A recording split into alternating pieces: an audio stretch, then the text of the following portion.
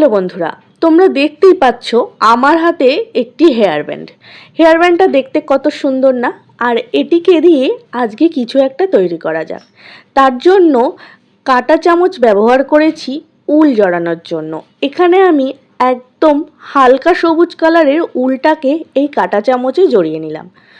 বেশ মোটা করে জড়িয়ে নেওয়ার পর এবারে ছুঁচের সাহায্যে দেখো এক প্রান্ত সেলাই করে নিচ্ছি, আবার ঠিক উলটাকে ঘুরিয়ে নিয়ে অপর প্রান্ত সেলাই করে নিচ্ছি।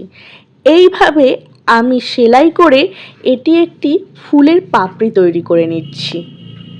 ফুলের পাপড়িটি তৈরি করা কিন্তু বেশ সহজ, আর এইভাবেই কিন্তু বিভিন্ন কালারের পাপড়ি তৈরি করা যায়।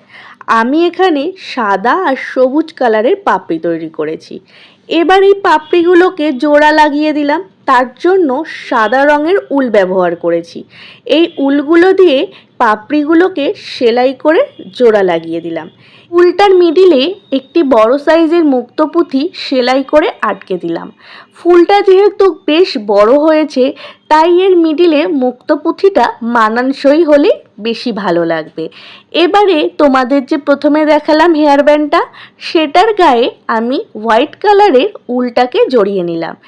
এবারে এই ফুলটাকে আমি সেলাই করে এই ব্যান্ডটার মাথার দিকে আটকে দিলাম। ব্যাস রেডি কিন্তু আমার তৈরি এই উল দিয়ে হেয়ার ব্যান্ডটা। আচ্ছা বন্ধুরা, তোমরাই বলো তো এখন এই হেয়ার ব্যান্ডটাকে কেমন দেখতে লাগছে? ভালো লাগলে অবশ্যই একটা লাইক দিয়ে যেও। ফিরে আসছি।